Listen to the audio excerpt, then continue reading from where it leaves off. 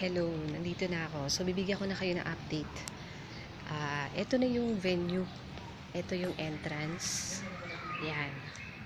Yan yung entrance ng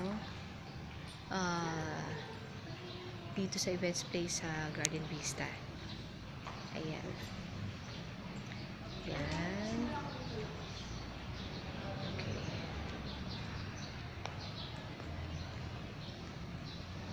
Yan. So, nandito yung ano nila, yung center. So, dito, uupo yung celebrant. Yung ating birthday celebrant. Yan. Pero hindi pa to guys, hindi pa to yung talagang setup niya.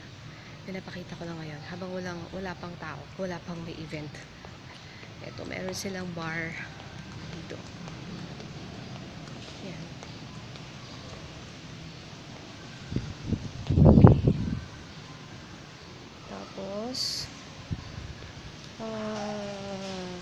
parang open area siya oh. Open siya. Mahangin. Mukhang malamig.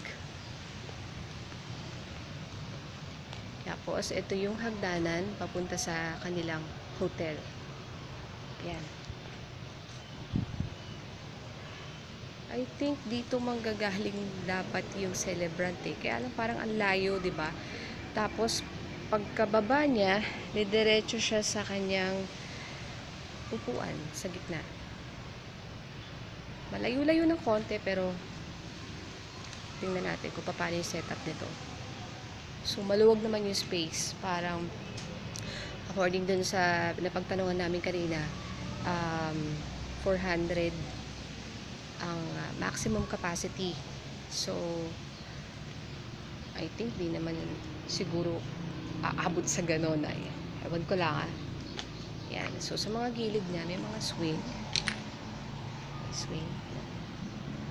Mga garden sa gilid. Open naman siya.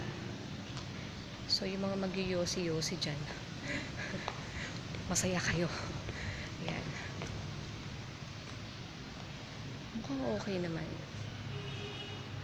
So, yan pa lang yung update ko. Ito pa lang yung unang venue na ipapakita ko sa cousin ko. Ate Chat, eto na. Tingnan mo na kung okay ba to sa'yo. Tapos, yan yung kanilang mga speakers. Ayan. Siguro dito mag-i-stay yung DJ nila.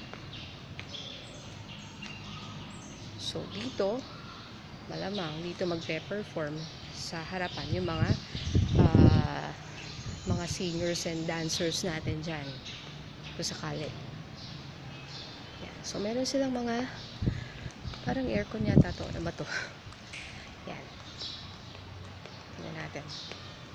Yan. So, maliban sa open air, meron pa siyang parang fan or what ko alam ko yan. And then ito pa ulit.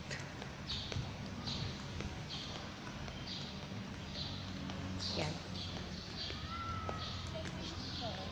Tapos yung bata dyan, no?